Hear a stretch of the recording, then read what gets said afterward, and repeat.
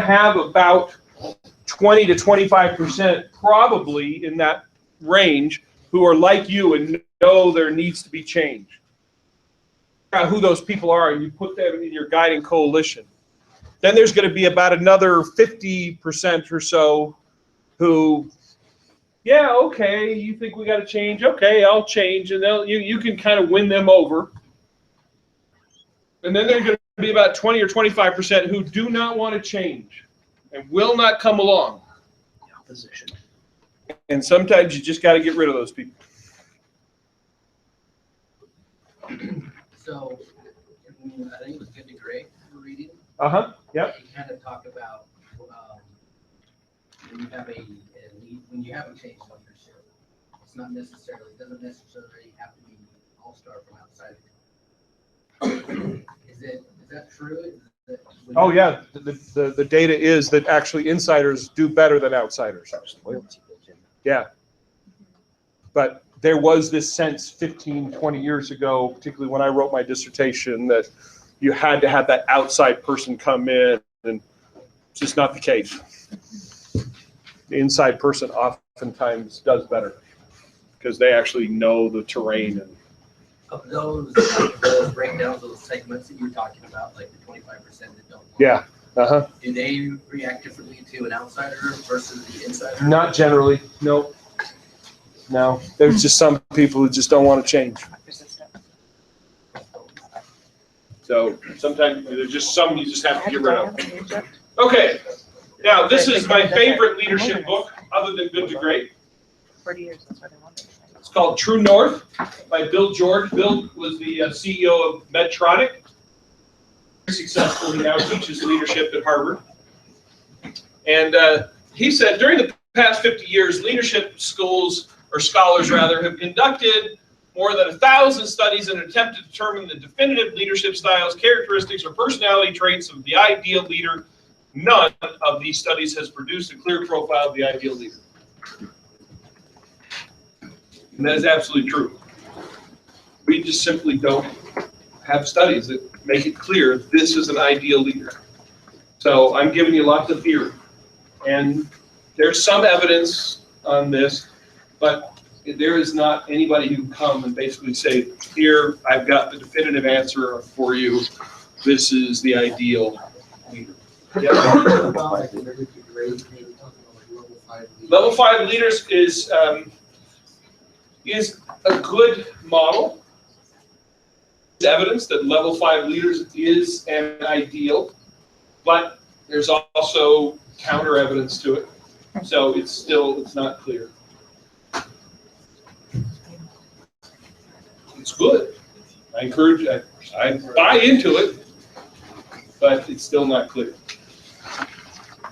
So this is kind of where I want to go. This is what Bill George found. So he said, after interviewing, we believe we understand why academic studies have not produced the profile of the ideal leader.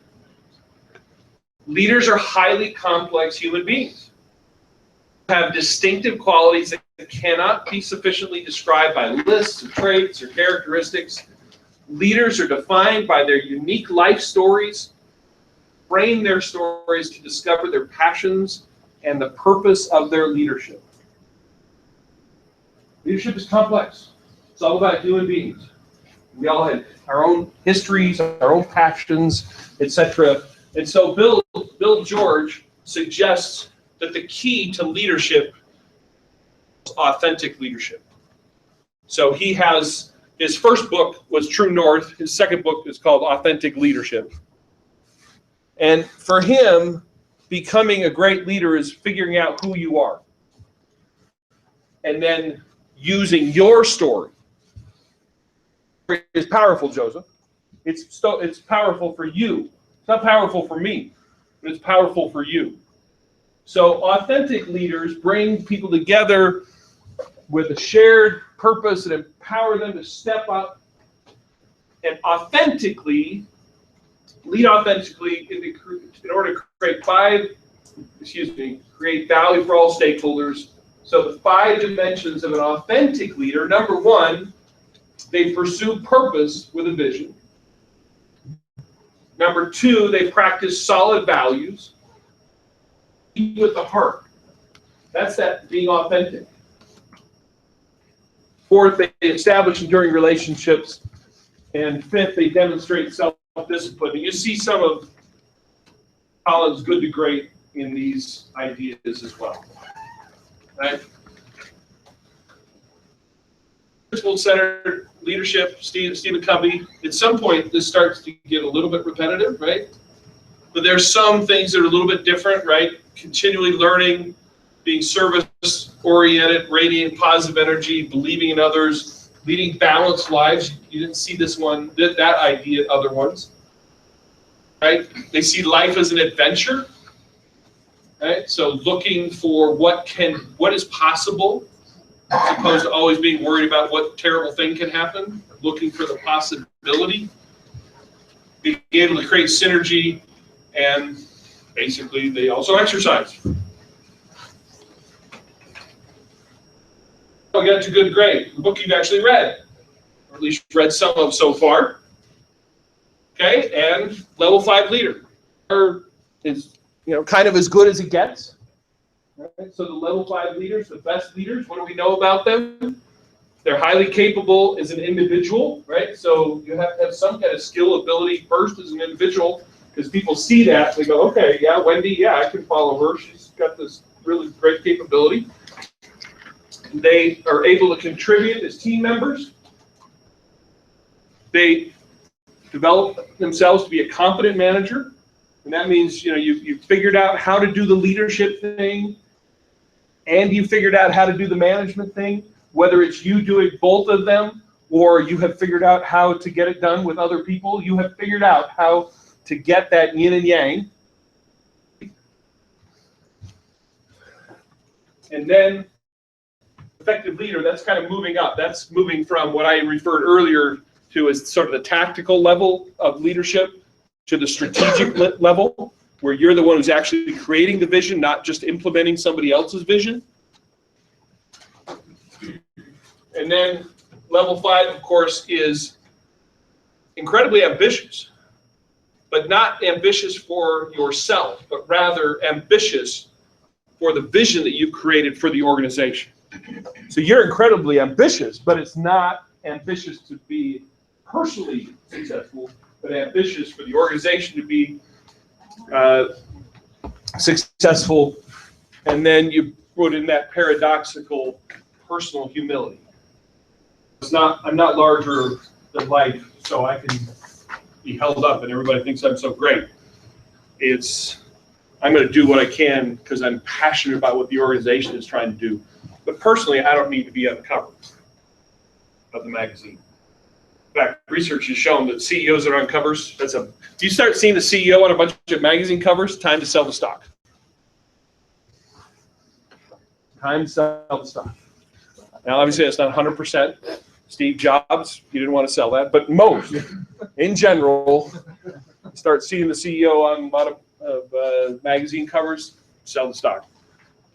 In the book, he talks about, I think he talks about John Morgridge from Cisco, and that he was this kind of level 5 leader. And I never saw John Morgridge, but I saw his successor, John Chambers. John Chambers, yep. And you want to talk about somebody who's ambitious for the cause.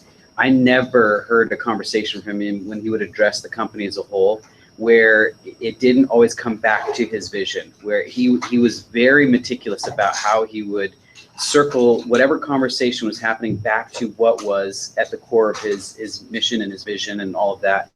I was always impressed by that. I would hear stories about how they'd be in having some like birthday lunch and somebody, it was time to ask John questions. They would ask him something that was very non-work related. Inevitably, it would come back to his vision or his mission or something along those lines. But he was very focused on making sure the company moved forward in those directions, and he always turned the conversation that way to show it. He was a phenomenal leader, very successful at Cisco. He wanted to have bought stock before he became CEO as well. Okay, so that's the leadership theory I wanted to talk about tonight. So now we're going to take, we'll take 25 minutes, work on your projects again. About 25 minutes, and then we'll come back and we'll talk about some of my leadership challenges in my career. Looks like he's still there. I thought he was going to retire by now.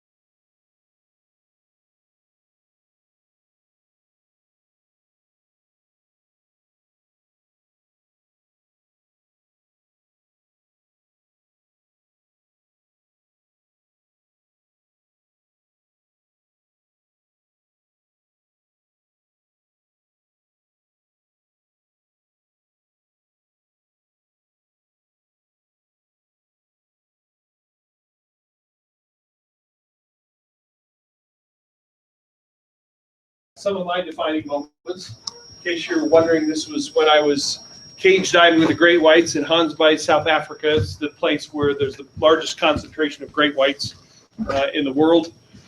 It's because there are two islands that are filled with seals about a half a mile apart from each other, and it's very shallow in between. So it's perfect hunting grounds for great whites. So every day there are about 12 boats that go out into the middle of that with people wanting to do cage diving the great whites. And it's kind of exciting. It's not actually as scary as you think it might be. I tell people that I was much scareder in the van ride from Cape Town to Hansby than I was in the cage, because the reality is the sharks don't care about you at all.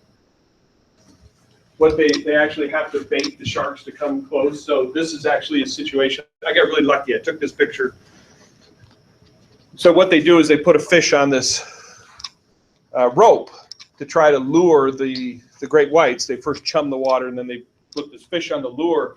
But by regulation, they're only allowed to have so much fish, so they don't want to get the shark to get all the fish, or else they won't be able to lure them in anymore. And the reason they want to lure them in is they want to get close to you in the cage, so that you can actually see them. So what they do is they look for the great white, and then as the great white's getting close and trying to get the fish, then they pull the rope to where the fish is right next to the cage, so that the shark will come right next to your cage, and then they try to get the fish away so the shark doesn't get it.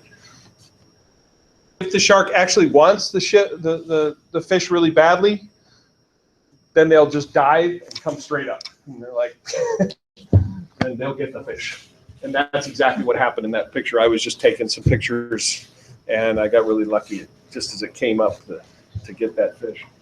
Okay, so I talked about that one in the book, so I won't go over this one. I also talk about this one in the book, so I won't talk about this one. So let me talk about this one. So here's my challenge. PhD student at the University of Washington. I'm in the program for 2 years. I've done my coursework. I've done my comprehensive exams. So now I've got to do my dissertation. Offer to be the research director to CEO Institute at Emory University in Atlanta, Georgia. Professor from Harvard has just been recruited away from Harvard Business School to start the CEO Institute at Emory. Emory doesn't have a doctoral program. He wants to have an advanced doctoral student to be the research director of this center. I meet him at a conference, totally unbeknownst. This is all totally unbeknownst to me. Next thing I know, he's offering me this job to come be the research director. That, by the way, was answered to prayer because we were just about to have our third child. I wasn't quite sure how the mortgage payments were going to be made when my wife wasn't going to be able to work on the weekends, but that's another story. I take the job. It's dangerous because oftentimes when people leave in the middle of their PhD program, they never end up finishing. And actually, the percentage of people who finish PhDs who start them is only 35% to begin with. So my faculty are like, yeah, not necessarily a good idea to leave, but we understand you got 3 kids. And so I go down there, but I'm determined I'm going to finish. So I start, and there's a new center, and we're doing lots of conferences. And sure enough, my first year, I end up spending lots of time doing administrative work. So I'm not making very good progress on my dissertation. At least managed to write up a proposal of what I was going to do for my dissertation, and I got it approved by my committee at the University of Washington. My PhD is still from the University of Washington, so I'm still flying back to Seattle every few months to work with my committee in Seattle. So there's actually a formal meeting where you say, this is my proposal, this is what I'm going to do, and they approve it. At the time, there's a lot of question about whether or not charismatic leaders were more effective than non-charismatic leaders, and so this is what I was going to study. I had access to CEOs, which is virtually impossible to get. Have I told you the story already? I've told this story so many times the last few weeks. Just like, okay. So access to CEOs and elite CEOs, the top CEOs. So I propose that I'm going to study the question of whether or not charismatic CEOs are effective than non-charismatic CEOs. And the method I'm going to use is I'm going to ask CEOs if I can get permission, give a survey to all the people who work well, all their direct reports, 8 direct reports, who will each analyze that CEO on several dimensions of leadership. It's a survey with like 40 questions on it about the leader and their success. And I said, I will get between 100 and 150 CEOs in this sample, which is very large. Because say, okay, if I get 100 to 150 to say yes, now I also have to get 6 to 8 for each one. So we're talking about 1,000 surveys I'm going to have to get back. But we've got a CEO Institute. We've got good relations with CEOs. We can do this. And by the way, I ended up getting a $200,000 grant from Arthur Andersen to do this work. So this business ethics professor has Arthur Andersen Fellow on his vita. Some irony there, in case you missed that. So after I've been there for a year, I'm concerned because I'm not making enough progress. And I said, I'm going to finish this thing. So I'm thinking I may just go back to Seattle. I don't know how I'm going to make a living, but I'm going to get this PhD finished. So I sit down and I meet with Jeffrey Sonnenfeld, my boss, a Harvard professor, former Harvard professor at Emory, and I basically say, I'm not making enough progress on my dissertation. Either you give me more time to work on the research, or I'm leaving.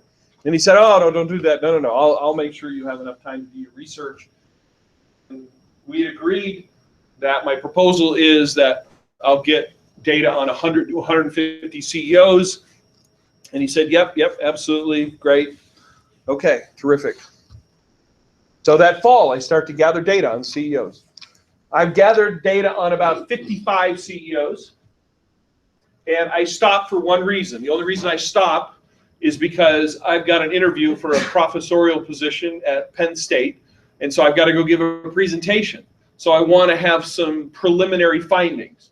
So I just stop with the 55, and I do some statistical analyses and create a presentation, etc. It takes a few weeks, and I go present it at Penn State, and I found there was statistical significance showing that charismatic CEOs were more effective than non-charismatic CEOs. I didn't end up with a job at Penn State. It's a really long story, but I did end up a few weeks later getting a job at the University of Pittsburgh. So this is all going on. Meanwhile, I'm like, okay, now I need to get back to getting the rest of my data because I need to get 100 to 150 CEOs. I've only got data on 55. And so I sit down with Jeff Sonnenfeld when I get back, and he's like, how'd it go? We had this discussion. Now I'm excited to get the rest of the data. He's like, no, you don't need any more data. You've got statistical significance with the 55 you got right there. And I'm like, no. That's not going to fly back in Seattle. And they're the ones giving me a PhD. I have to get the rest of this data. He's like, no, you just talk to them. They should be fine with it. You have statistical significance. We don't need to spend the time and money to gather all the rest of this data.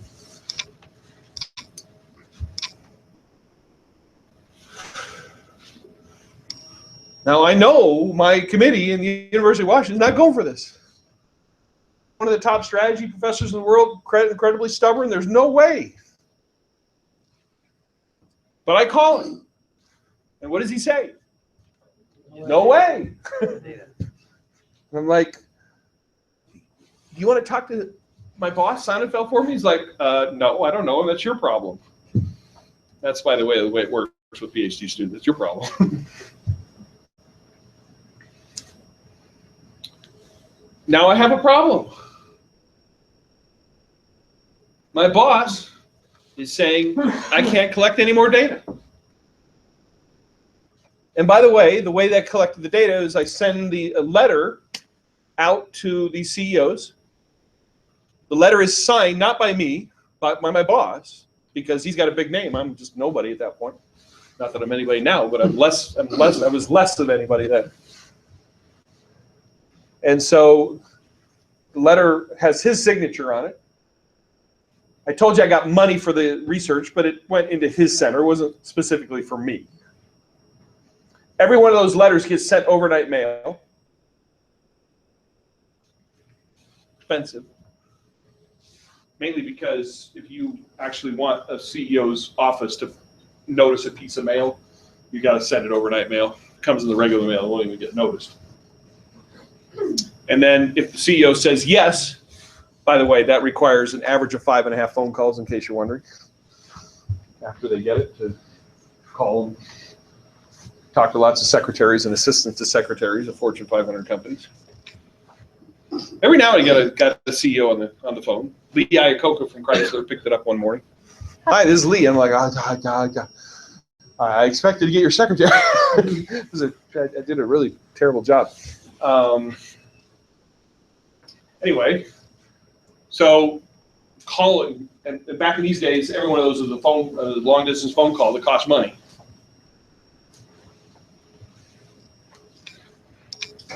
So would you like to know about Jeff Sonnenfeld? Yes. Thank you. That's the right answer. So let me just tell you a little bit about Jeff Sonnenfeld. Jeff Sonnenfeld, brilliant. He's a brilliant guy. You see him on CNBC all the time these days. Brilliant, brilliant guy. All of his degrees from Harvard. Harvard professor for 10 years. Memory that I don't understand. CEOs love him. He's also a really frumpled guy. He's the guy that throws his suit in the trunk and the next time he needs it, puts it out, pulls it out, puts it back on. You know, it's kind of classic frumpy professor. Now, the story I'm about to tell you didn't occur until 6 years after all this. But I will tell you that he was very much up and down. You never knew where he was going to be, right? He might be really happy or he might be really not happy, and very volatile guy. So that's just kind of the basics. That I knew at that point. It was very volatile. 6 years after this, so it gives you a little bit of the ending, but not exactly how. But 6 years later, I'm sitting in my office. I'm a professor at the University of Pittsburgh. And the next week, I'm scheduled to go to Atlanta for another CEO conference. So we have CEO conferences every 6 months. I'm ready to go to another CEO conference.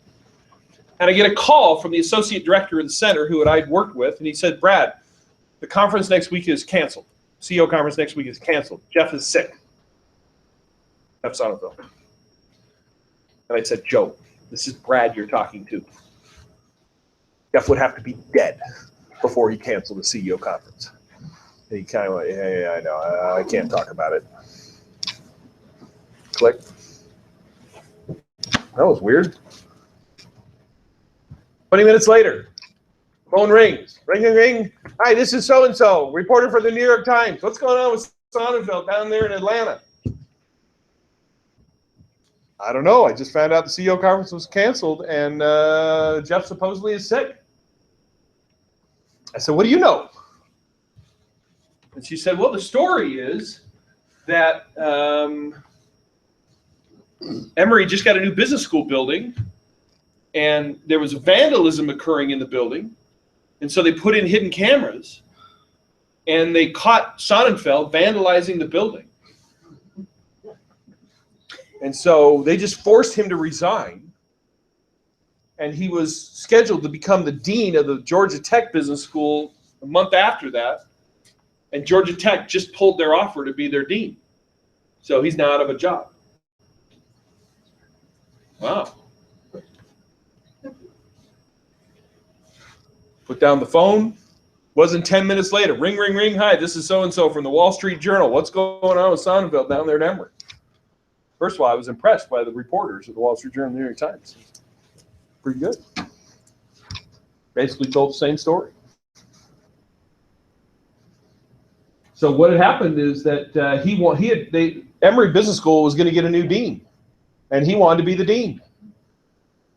And for a lot of reasons, he had every right to expect that he would be at least a finalist for the dean, because he was by far the biggest named professor there, he was friends with all these CEOs who brought lots of money to their business school. So he fully expected to be at least a finalist, and they didn't make him a finalist.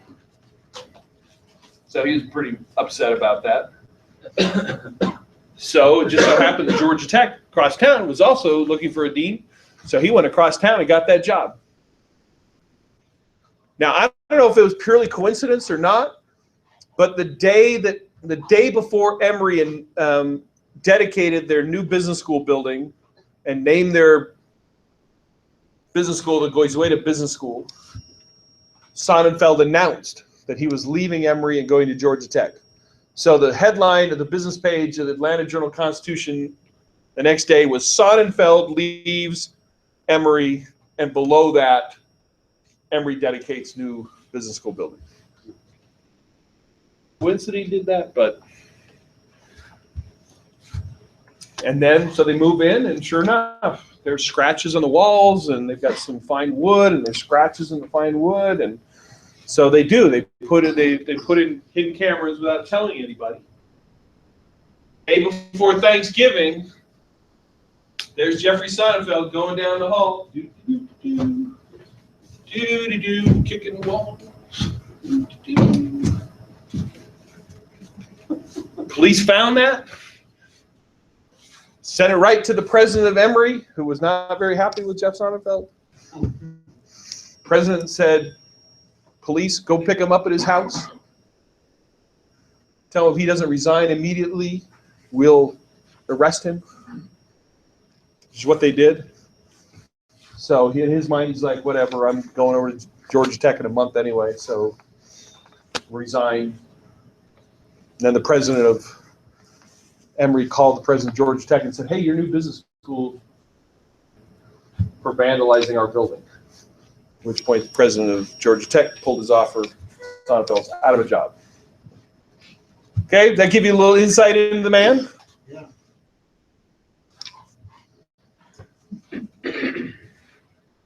Okay, so what should I do?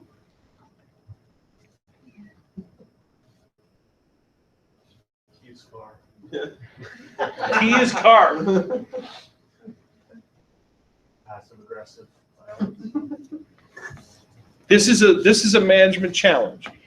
It's an ethical challenge. It's a management challenge. Because if I don't collect the rest of my data, I don't get a PhD. I don't get a PhD. I don't get a job. Yeah, Darren. No. So what I'm telling you is the story I just told you happened 6 years after all this. I was just giving you some insight into who he is. But that just gives you some kind of insight into who he is. Go for it. Go for it. What does that mean? Well, I'm sure you get the other CEOs to the. Who pays for it? Who pays for it? He's got to sign the old letters and. Fortunately, it's an auto sign. That's, yeah. Fortunately, it's an auto So he's signature. not actually going to sign them. That's correct. Fortunately, it's an auto signature. So, Wouldn't ethically be right. Well. Get it done. Yeah. Wendy? Can't you just tell them that it's not acceptable? Oh yeah, I did. And he said, no, talk to them. It's fine. Both of them basically saying, you deal with the other people. But then you did talk to them and they said it wasn't. Correct. And I told him that, and he said, well, you deal with it. No, it should be fine. You got statistical significance. You got to stroke this guy. Stroke him. Yeah, you got to get him. Important this research is and how everybody's looking at it and attributing it to him. This is a guy who got fired for. Doesn't care what anybody else But he thinks. did that in the dark and not in the light. He likes the headlines. He trumped the headline of the new business school so he could get on top of the newspaper. Put him out in front on this thing. Tell him how important it's going to make you sound. He already thinks it's going to be with 55 CEOs. He's convinced we're good. Could you transfer to another school and find a school that'd be willing to help support or use a grant or help you find a grant? No, there's no way I could finish this research without his center. Get CEOs to respond. The only reason we could do this study is because we're friends with all these CEOs. What did you do? I'm looking for ideas. It's a tough We challenge. know what works. Doctor? Back on him, because in the beginning, you initially had an agreement between the two. Oh yeah, I brought that up. That you had. Yeah, he said, yeah, but we didn't know we were going to get statistical significance. Now you did 55, you got statistical significance. You don't need the rest. The other 50 CEOs that you have been interviewing, you get some plan and you can use them to get the other CEOs. I wish it worked that way. I wish it worked that way. Mm-hmm. Well, so, you know, you offered him kind of an ultimatum the first time, and it worked. You tried, you know, back and said, look, I'm going to leave if you don't. this is it, man, I gotta go. Yeah. Maybe I should have done that. But that's why you lose the data. Might have worked. What's that? But if you do that, do you lose the data? Oh yeah, the data belongs to the center. Yeah. I'm the research director, so in a sense it belongs to me, but it belongs to the center. By my PhD. By my PhD. Start over. Gonna try to find a way that proves the 55 there isn't significant. Could be outliers or other things. You're for Arthur Anderson, fudge your number. Yeah, exactly. Punch my number. I need more bigger N. I was lying. I actually don't have statistical significance. There's an idea. I hadn't thought about that one. Well, I told you he's a very volatile guy. Never knew when he was up, down, but I did know the following. I did know that every time I got a new CEO in the 55, he got excited. Maybe got what? He got excited. You got a CEO of what? So, right, because I gathered data on 55 at this point. Every time a new CEO said yes, excited. She went and found another good one. Pardon? Get a big CEO. Yeah. How? Want to workshop at the next CEO conference in 6 months. Yeah, by then I've already lost my job. You send Because my job starts in 5 months. Okay, I won't torture you any longer. Donald Trump. Donald Trump saved the day. So Donald Trump. there was no Twitter back then. It was 1992. You send the letters out with people to signature. So every night for 2 weeks, computer, I took my printer, I took stacks of overnight envelopes, printed letters, and sent them out. This is all money that was being spent on his center. It was an auto signature, but it was letters going out under his name. On your dime? I'm on. On his dime. Well, and the center's dime. I didn't have that kind of money. Center's dime. He paid through our account. Now, did I know I was going to get caught? Well, if they respond, obviously, you're gonna. So they're going to respond directly to me. So I got my own office, my own phone number. I made sure, respond directly to me.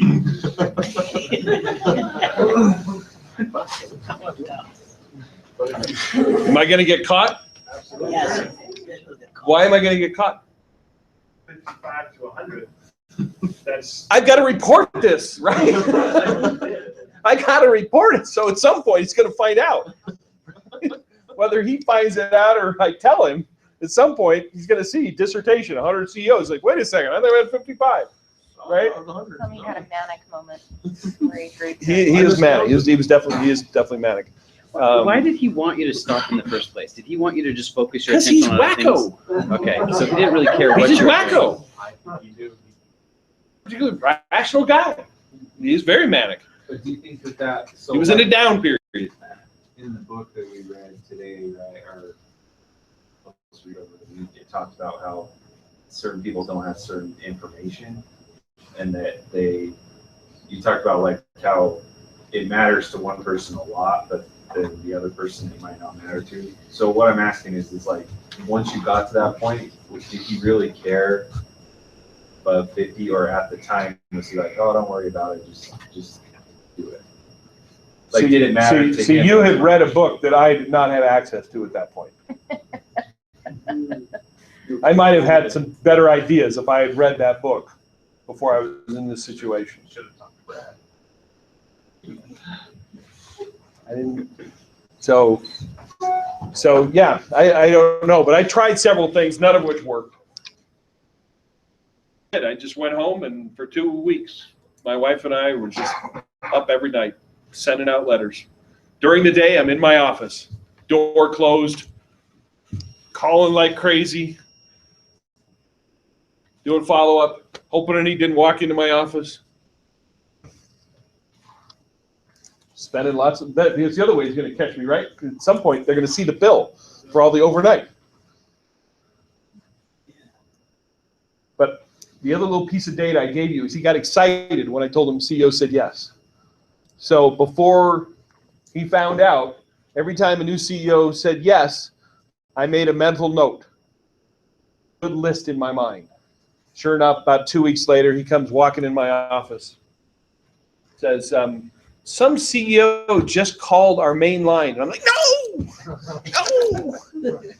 call my number. So they called the main line and said, you know, he's got this letter asking about the CEO study, and he said, yeah, I thought we had said we're not gathering any more data. And I was ready. And I said, oh, no, back in August, we agreed we're going to get 100 to 150. So I've continued to send it. Oh, and by the way, Bill Marriott said yes, and Christy Hefner of Playboy Enterprises said yes, and Adam Adams of Vail Resort said yes. And he went, what? Yeah. Christy Hefner of Playboy Enterprises? Yes, she did. That was bad news for me. I mean, I had to get their annual report. But he was excited about it. And Don Carty, who's an icon at American Airlines. Don Carty said yes, and then he was like, "No way, Don Carty said yes." Yeah, and he got all excited, and then he's like, he said, "We're not gonna," and then I was ready. I named 3 more. Really? He said, "Yeah." And he kind of walked out of my office. I thought we said, Carty said yes. Anyway. So then I didn't have to do it at night. Then I just kept signing them out during the day. And he didn't say anything else. I ended up with 250 CEOs. To this day, it's still the largest study of elite CEOs it's ever been done. Did you feel a little pressure relief once you walked? Oh. Like you felt like. Oh, absolutely. All was well in the world. Because he was excited. Don't do anymore. To this day, I'm still feeling guilty about it. Well, when you send out letters, would you start believing other CEOs that had responded? Oh, of course. Oh, yeah. Oh, yeah. These CEOs have already agreed to do this. Oh, yeah. And you said your research was on the effectiveness of a charismatic leader. Oh, yeah. So, and I told you that first data showed that charismatic CEOs were more effective. And actually, with the 250 at the end of if you read my dissertation, it says charismatic CEOs are more effective. But partially, that's because of poor research design. You'd want to study the charisma and then study their performance afterwards. I studied their charisma and then looked at their performance before that. Tangible results. You didn't have time to. Because I didn't want to wait 10 years to get my PhD, right? So, but then I did over the next 10 years performance.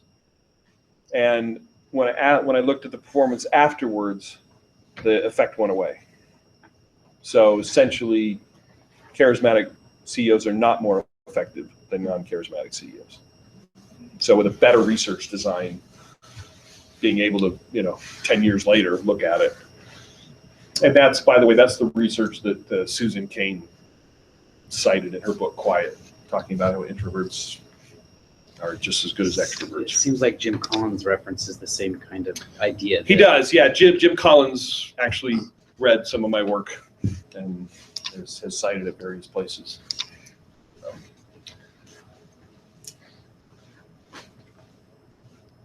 Jeff and I are still friends. I was at a CEO conference at the Waldorf Astoria in December. We're still buddies. But What a gamble. I still feel like, I don't know what I should have done.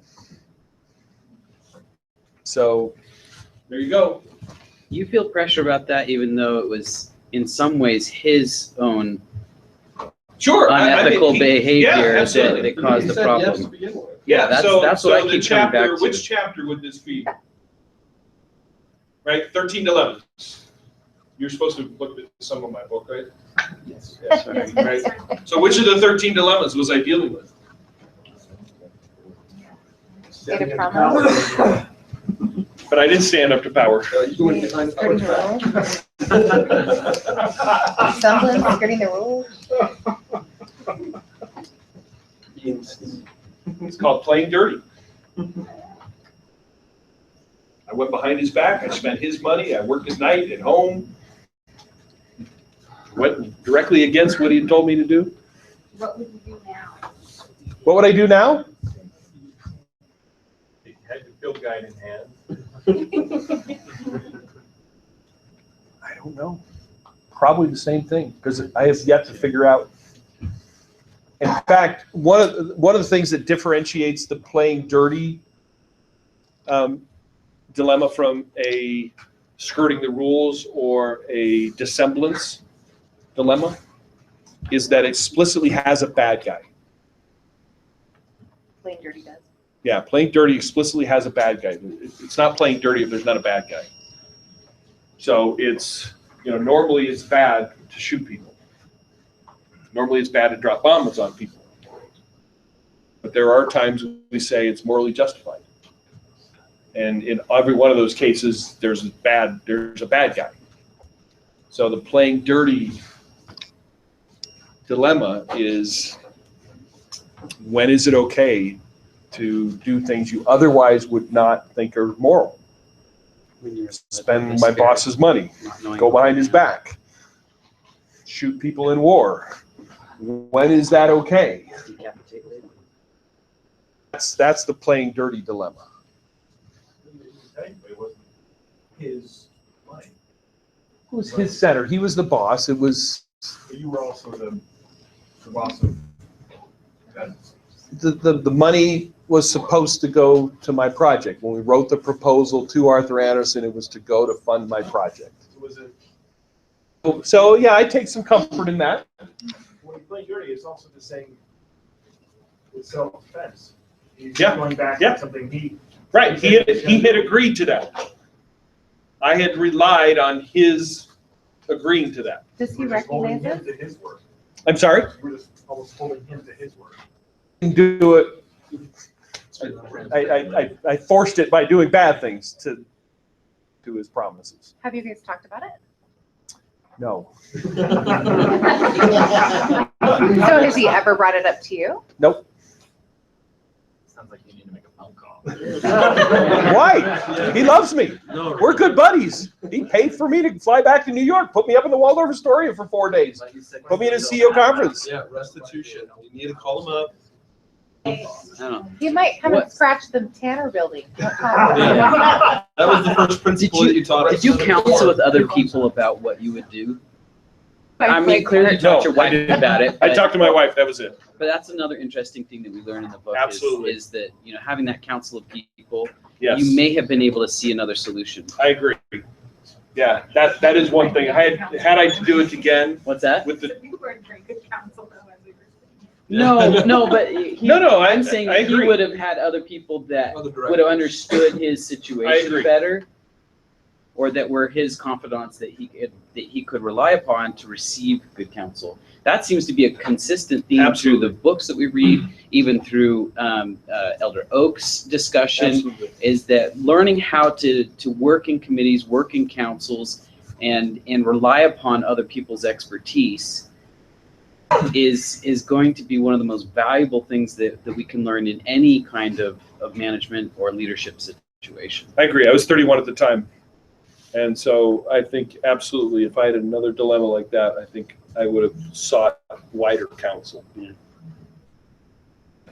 So, you know, like, was he particularly concerned about the money? Like, I have the feeling he didn't really care about money. No, I don't think he particularly cared about the money. So it's like, you know, and I think you knew that, like, obviously having more CEOs would provide value to his, like, center and everything. And so, you know, you're not, like, stealing it without, you know, you're acting in a sort of fiduciary type of way. So it'd be like if I had, like, a financial advisor, I told him, you know what, let's just sell all these stocks, take my money out. And then he goes against my will and, like, invest in something like just be like 100% returns or something like that. And he comes back. I don't know how bad I'd be at that guy. He's got to do me a favor. No, it's like rationalization. Well, yeah, but you deal with this, right? I mean, you're dealing with, I just went behind his back and spent a little money. You ever shot at people? That's a little more serious than spend a little bit of somebody's money to promise they could. How do you deal with that? Well, not a lot of people ever asked that question. I never answered that. I never had a problem shooting at bad people. It was a defense thing. Yeah, like I said, my first moment I had 5 guys get killed in my platoon. One was a real good friend. When we actually killed the guy that did it, it was one of the happier days of my life. We actually found the guy that put the roadside bomb and got him. Where I struggled when I came home for years wasn't the bad guys we eliminated. It was the kids when you call in airstrikes, or you have some a-hole with a 3-year-old in his arm shooting at you. Those guys, but the times you never saw it, the kids got hurt, women got hurt, and that was the stuff that really impacted me more when I came home. Not the real bad guys. Just go after Yeah. or raping young city women and Christian women. I'll sign up today and go over and deal with that. I have no qualms about it and won't lose an ounce of sleep. But it's when you deal with the other stuff that unfortunately war's ugly and not always bad people get hurt. And especially with the current threat we deal with, it's them using really, really innocent people because they know our aversion to hurting them. And it's a completely different cultural norm where they do not literally see things that us as Westerners abhor to them is just it doesn't make sense. I don't even know how the norms you see how they treat women and those things. Where I was raised, it's hard when you see them beating the snot out of women. We'd stop them, but not to just literally throttle the guy. And that when your natural inclination is to beat the sucker within an inch of the life, and you can't do that for all the other plethora of reasons. You stop him what he's doing, but you want to really teach him a lesson of those points. And those are the things that were hard with all my deployments. I don't know. Some people may have. I did. On a side note, I had a soldier that was devout Catholic, and he really struggled with shooting. He came to me and asked, "Do you think I'm going to hell?" I said, "Well, no, I don't think you are, because I think they earned it." But he really struggled with that. And literally, in 2 or 3 people, literally, I almost gave him a direct order to, hey, shoot that guy. The classic. If you ever seen Black Ops, hey, this guy, they're shooting at us, sir. Well, shoot back. We had several of those experiences with him where he was really he struggled with that. So I mean, it's not. I guess everybody has that. It's just kind of, I guess, how you perceive it and see the world. Maybe a little more into a tangent than. No, thanks for sharing. Yeah, no, and that's when you're dealing with an enemy or someone breaks promises or whatever. So I'm curious, how many of you have read the opening dilemma of that chapter, Plain Dirty chapter? It's a story of somebody who was head of a summer sales team. Pardon? None of that chapter. Yeah, I know.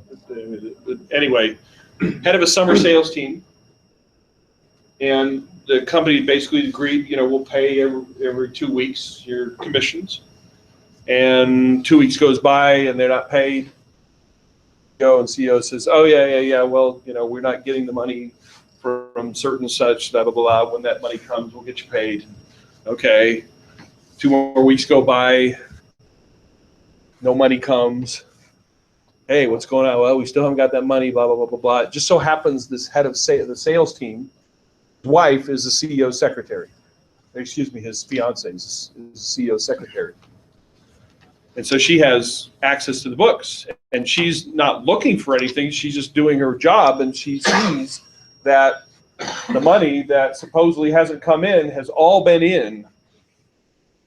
I mean, it's all been in.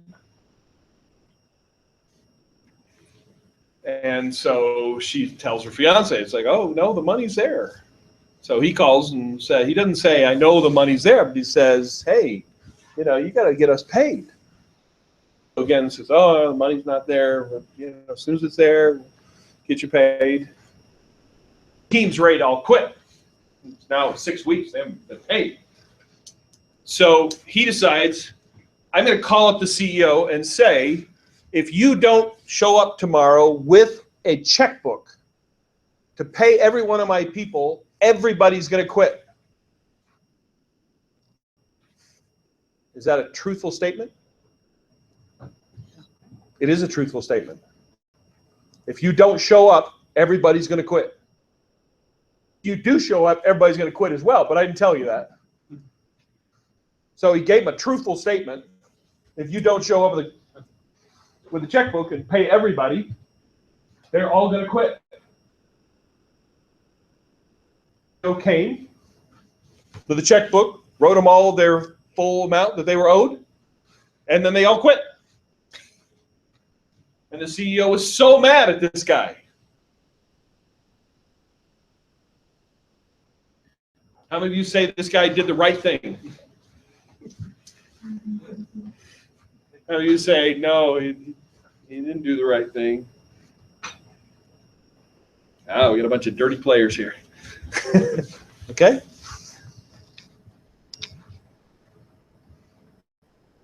That's a tough dilemma. That was my dilemma. At the heart of any of these situations that we've talked about seems to be knowing how to address the person who is doing the wrong thing. Jeff was cheating you out of something that he had promised you. By the way, I forgot to say section. You need to turn that off. Oh, sorry. I can go back and cancel. Yeah, would you please cancel that? This is the second. Remember, I told you there are going to be certain sections in class I don't want taped. This is one of them. I'll go back and delete that. Exactly. He's got me. I need an A. I'll just turn it off right now. I told them.